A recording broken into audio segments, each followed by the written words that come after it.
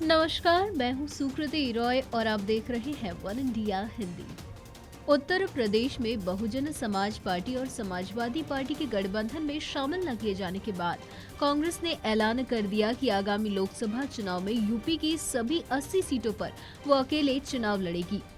लखनऊ में उत्तर प्रदेश कांग्रेस कमेटी के दफ्तर में उत्तर प्रदेश के प्रभारी और राज्यसभा सदस्य गुलाम नबी आजाद ने कहा कि इस गठबंधन से हमारे ऊपर कोई फर्क नहीं पड़ रहा है। उत्तर प्रदेश में तो हमने 80 सीट पर चुनाव लड़ने की तैयारी भी शुरू कर दी है।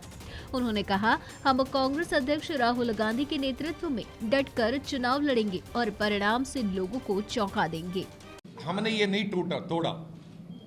उत्तर प्रदेश की और राष्ट्र की जनता को भी ये मानना चाहे, हमने ये गठबंधन नहीं तोड़ा। हम चाहते थे कि गठबंधन इसमें ज़्यादा से ज़्यादा आ जाए।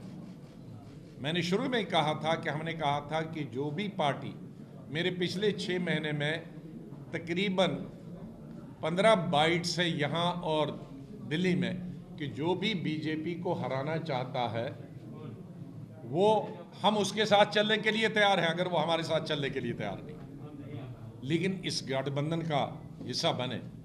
अब अगर कोई हमको साथ लेके नहीं चलना चाहते हैं तो हम किसी को जबरदस्ती नहीं करते। सुनो, हमने ये गठबंधन, अब ये उनकी तरफ आया है कि वो कांग्रेस के साथ नहीं चलना चाहते, तो अब उन्होंने चैप्टर क्लोज किया, तो हम ये लड़ाई अपने बलबूते पे भारतीय जनता पार्टी को पराजय देने की लड़ाई लड़ेंगे। आजाद ने आगे कहा कि हम तो गठबंधन चाहते थे, लेकिन उन्होंने हमारे साथ आना उचित नहीं समझा। उन्होंने कहा कि 2009 लोकसभा चुनाव की तुलना में कांग्रेस को दोगुनी सीट मिलेंगी। मायावती द्वारा कांग्रेस के साथ गठबंधन करना बेकार कहे जाने के सवाल पर आजाद ने कहा कि हर आदमी का अपना विचार होता है और मैं किसी का विचार नहीं बदल सकता हूँ।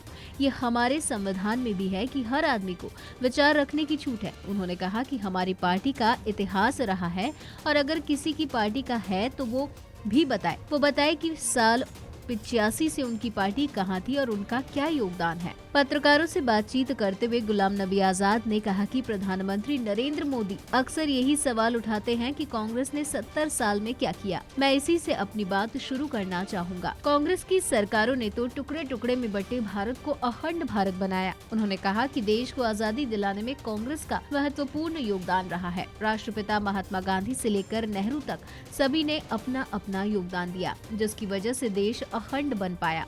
गुलाम नबी आजाद ने कहा कि आजादी के पहले से ही हमने किसानों के उत्थान के लिए, किसानों की रोजी रोटी के लिए काम किया। इसका सबसे बड़ा उदाहरण चंपारण आंदोलन है, जिसमें गांधी जी की महत्वपूर्ण भूमिका रही। बीजेपी के खिलाफ लड़ाई में हमारी मदद करने वाले दलों का समर्थन जरूर लेंगे, क्योंकि ये हमारी व्यक्तिगत लड़ाई नहीं है, बल्कि सिद्धांतों की लड़ाई है। भारत को एक रखने की लड़ाई है। कांग्रेस पार्टी हमेशा देश का फायदा सोचती है, भले ही उसका खुद का नुकसान क्यों न हो जाए।